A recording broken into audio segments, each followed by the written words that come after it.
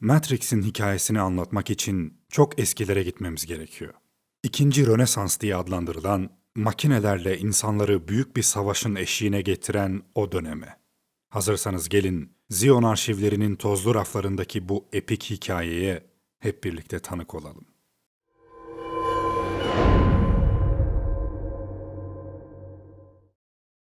Önce insan kendine benzeyen makineyi yaptı.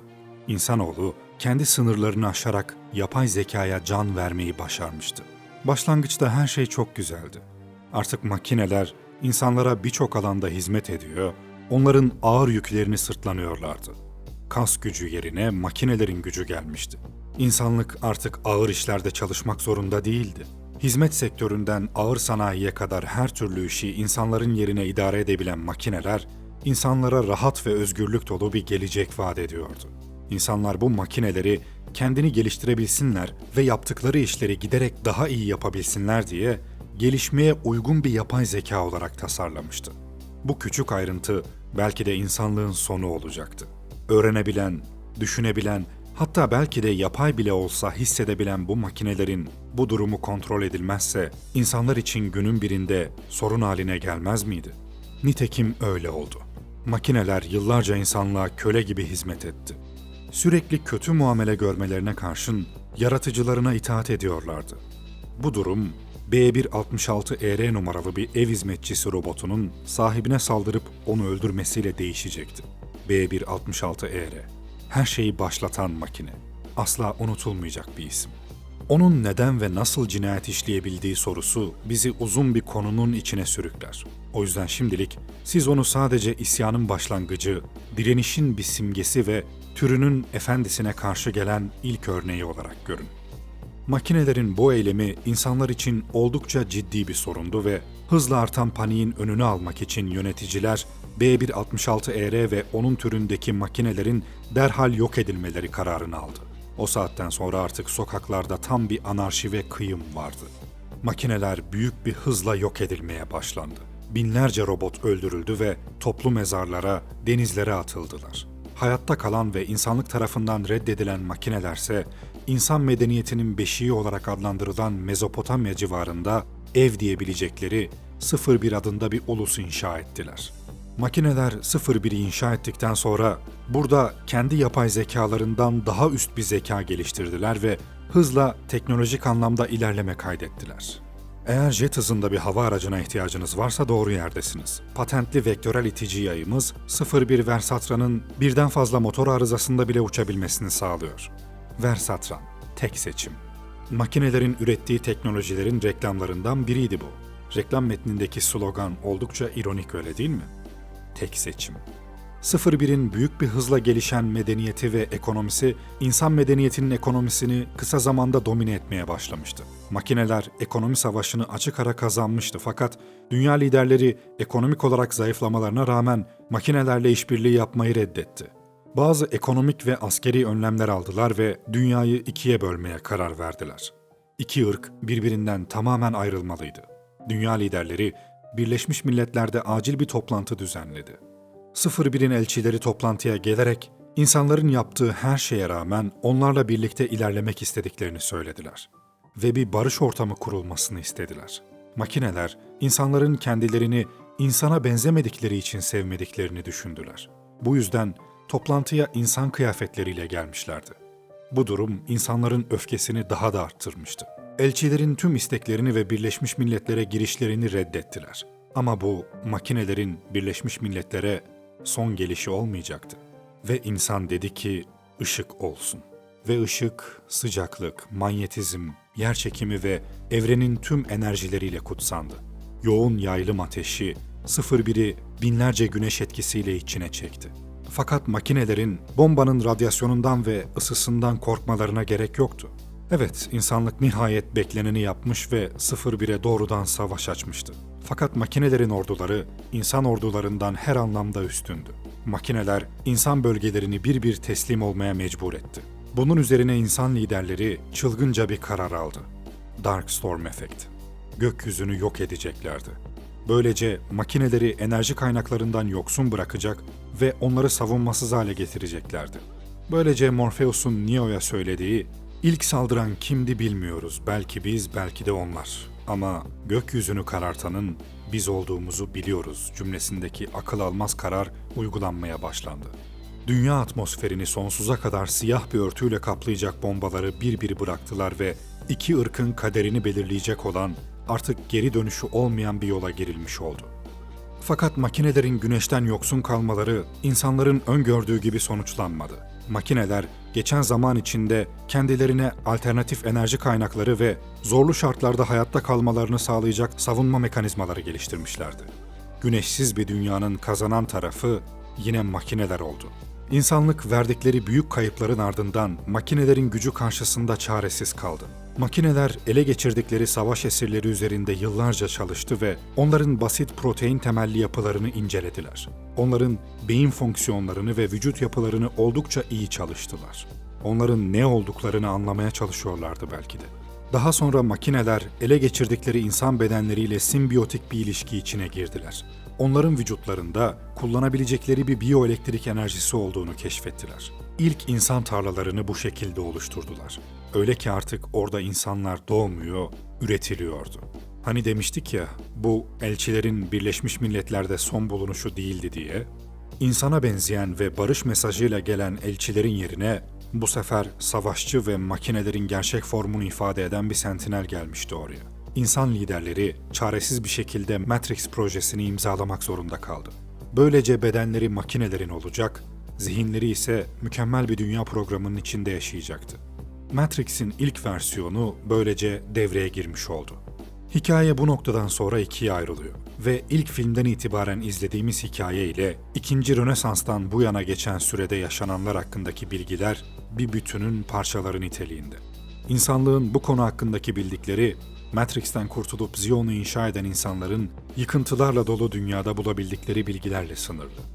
Neo, Matrix'ten ilk çıkarıldığında neredeyim diye sormuştu ve Morpheus asıl önemli olan neresi değil ne zaman olduğu şeklinde karşılık vermişti. 1999 yılı olduğunu sanıyorsun ama neredeyse 2199 oldu. Tam yılı biz de söyleyemiyoruz çünkü bunu biz de bilmiyoruz demişti.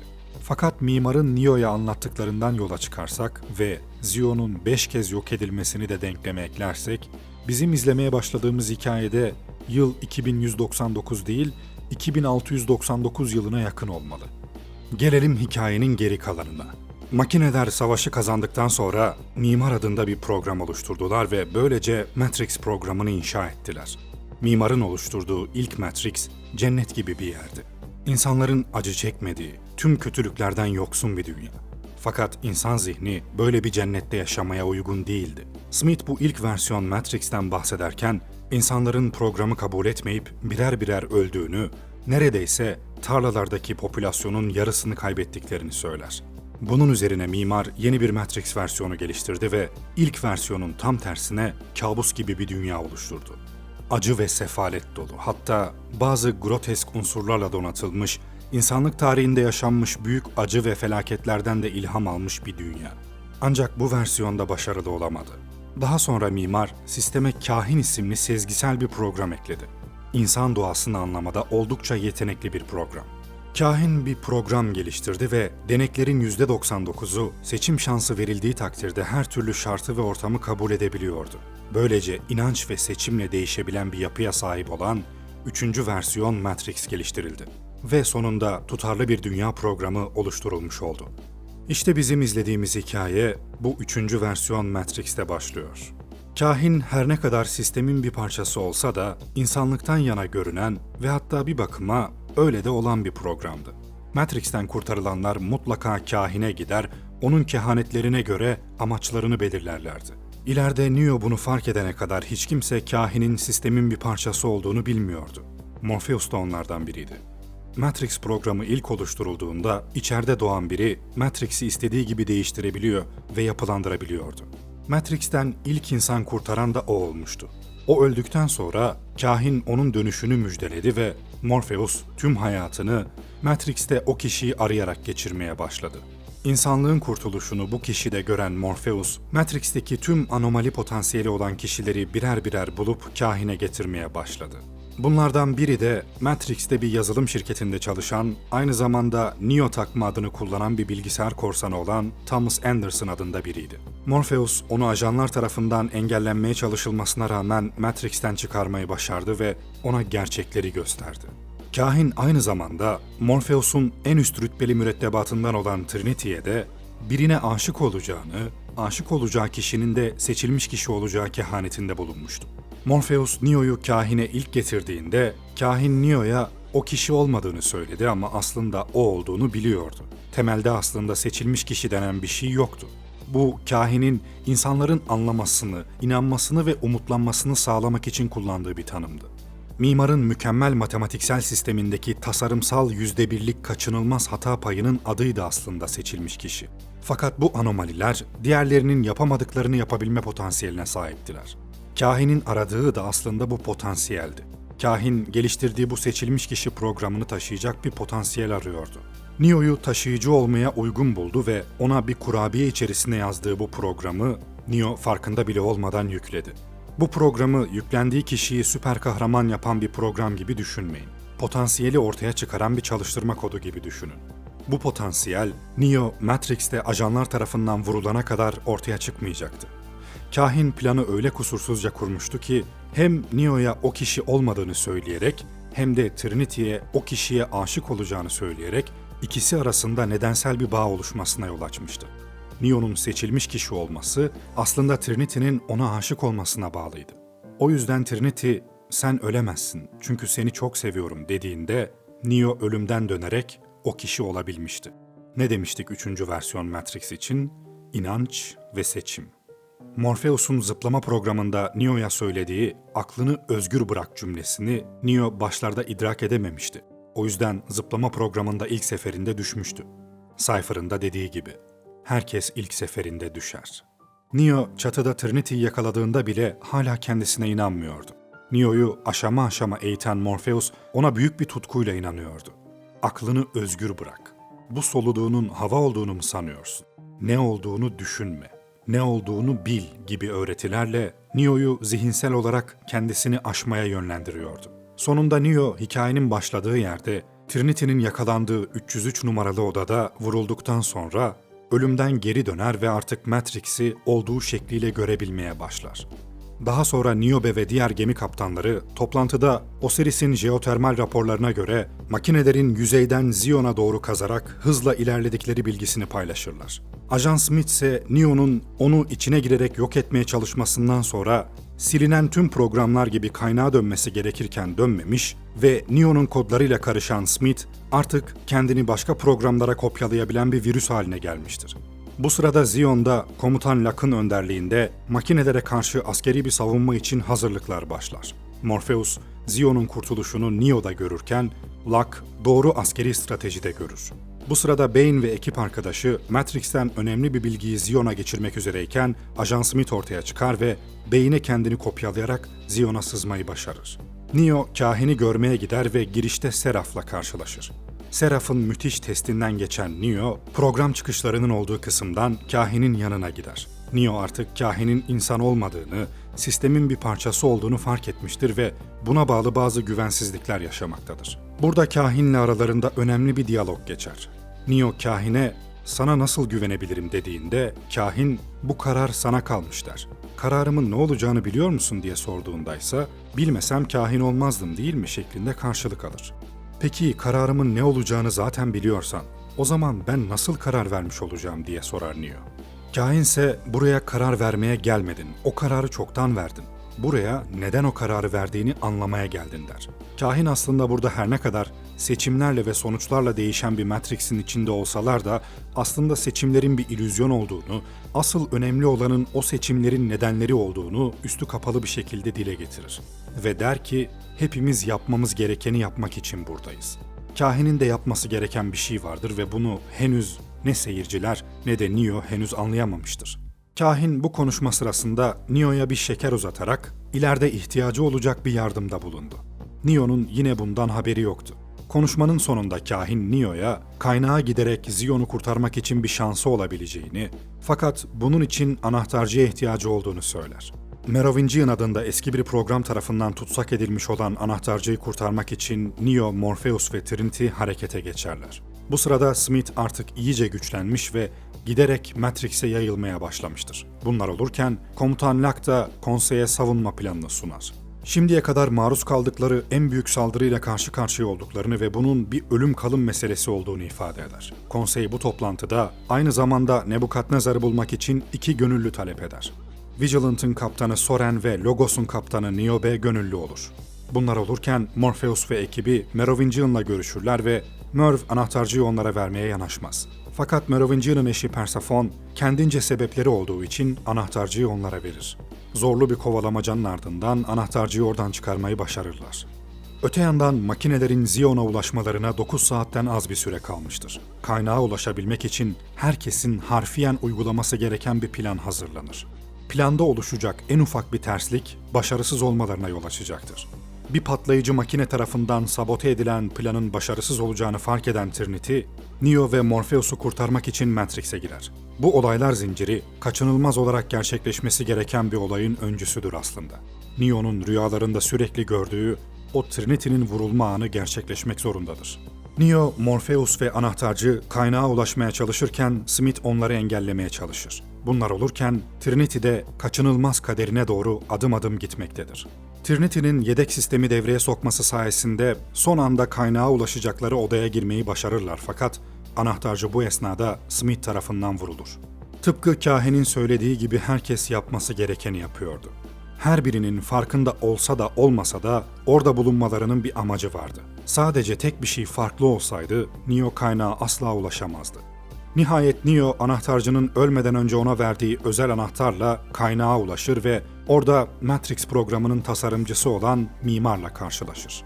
Mimar Neo'ya Matrix ve Zion'la ilgili kabul etmesi çok zor olan gerçekleri anlatır ve Neo'ya yapması gerekenin kendisinden önceki seçilmişler gibi davranarak taşıdığı şifreyi kaynağa aktarması ve Zion'un yok edilerek seçeceği 16 kadın ve 7 erkekle Zion'un yeniden oluşturulması uygulamasını kabul etmesi gerektiğini söyler.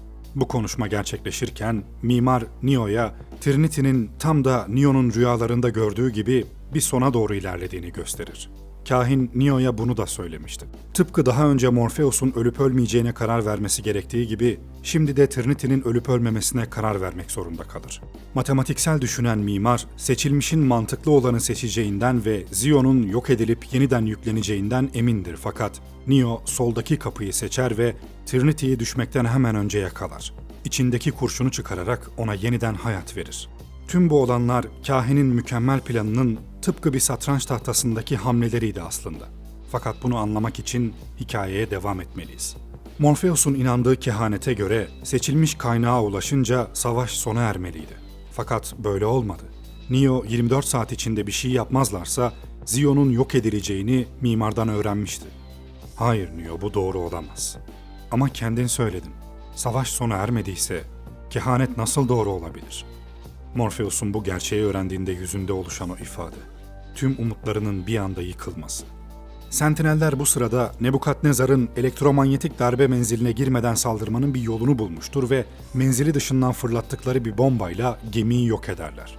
Gemiden son anda çıkmayı başaran Morpheus ve ekibi Sentinellerden kaçmaya çalışırken Neo içinde farklı bir şey hisseder. Kahinin Neo'ya verdiği şekeri hatırladınız mı? Neo içinde açığa çıkan bu yeni kod satırlarıyla artık Sentinelleri hissetmeye başlar ve onları sadece düşünceleriyle durdurur. Hemen ardından da bir çeşit komaya girer. Neo'nun Matrix'in dışında makineleri kontrol edebilmesi, Zion'un da başka bir kontrol mekanizması olduğunu akla getirir. Eğer Neo'yu gerçekten de doğaüstü güçleri olan, mucizeler gerçekleştiren bir peygamber gibi kabul edeceksek, evet, Zion'a gerçek diyebiliriz. Fakat Zion'un da simülasyonun bir parçası olduğu fikri hiç de zayıf bir fikir değil. Çünkü bu fikri destekleyecek çok fazla şey var. Bunları size önceki videolarımda detaylı bir şekilde anlatmıştım. Yine yeri geldikçe değineceğim. Neo komaya girdikten sonra Hammer gelip onları kurtarır ve Hammer'ın kaptanı Roland olan bitenleri anlatmaya başlar. Komutan Locke'ın planına göre makinelerin Zion'a girip çıkan ana yollardan geleceklerini tahmin ettikleri için hızlı bir karşı saldırının onları şaşırtacağını düşünmüşlerdi. Fakat biri planı bozmuş ve daha yerlerini almadan EMP silahını ateşlemişti. EMP silahı gemilerin makinelere karşı kullanabildikleri tek önlemdir. Fakat EMP kullanıldıktan sonra tüm savunma sistemleri de devre dışı kalır. O yüzden EMP'nin erken ateşlenmesi oradaki tüm gemilerin makineler tarafından paramparça edileceği anlamına geliyordu. İyi bir saldırı planı bir katliamla sonuçlanmıştı. Bu katliama sebep olan kişinin ise beynin içine giren ve onu kontrol eden Smith olduğunu öğreniyoruz. Daha sonra Roland ve ekibi Nebukadnezar'ı bulmak için gönüllü olan gemileri aramaya koyulurlar. Makinelerin Zion'a varmalarına ise 20 saatlik bir zaman kalmıştır. Komaya giren Neo'nun aslında Merovingian'ın emrinde çalışan Trenci isimli bir program tarafından Matrix ile makineler dünyası arasında bir arafta tutsak edildiğini anlıyoruz. Seraph bu haberi Morpheus'a ulaştırır ve onları kahine götürür. Kahin onlara Neo'nun nerede ve kim tarafından tutulduğunu açıklar ve yardıma ihtiyacı olduğunu söyler. Bunun üzerine Seraph, Morpheus ve Trinity Neo'yu kurtarmak için harekete geçerler. Trenci adlı programı yakalamayı başaramazlar ve bunun üzerine direkt Merovingian'ın kulübüne gitmeye karar verirler. Merovingian onlara Neo'yu sadece kahinin gözleri karşılığında verebileceğini söyler. Bunun üzerine bir Meksika açmazı yaşanır ve Merv, Neo'yu onlara vermek zorunda kalır. Neo son bir kez kahinle konuşmaya gider. Kahin, Neo'ya bu savaşın bir sonu olacaksa bunu makineler şehrine giderek başarabileceğini söyler ve 2 kritik cümle daha eder. Senin gittiğin yere kadar seninle geleceğim ve başlangıcı olan her şeyin bir de sonu vardır. Bu 2 cümleyi aklımızda tutalım. Kahin Neo ile görüştükten sonra Sati'nin çantasına 2 tane kurabiye koyar. Bunlar kahinin gözleridir. Çünkü kahin Ajan Smith'in sonunda kendisi için geleceğini biliyordu. Kahinin öngördüğü gibi Smith onu kopyalamak için gelir ve kahin de buna izin verir. Tabii Smith bu esnada tüm bunların kahinin planının bir parçası olduğundan haberdar değildir. O sırada Roland ve ekibi Niobe'nin gemisi Logos'u bulurlar. Bu esnada Locke konseye savunma planını sunar. Roland ve diğerleri de kendi planlarını hazırlarken Neo gemilerden birini alıp makineler şehrine gitmesi gerektiğini söyler ve yeni bir plan ortaya çıkar. Roland bunun delilik olduğunu düşünür fakat Niobe ona gemisini verir. Çünkü kahin Niobe'ye vakti geldiğinde Neo'nun onun yardımına ihtiyaç duyacağını söylemişti. Kahin hamleleri nasıl da satranç ustası gibi birer birer yapıyor değil mi?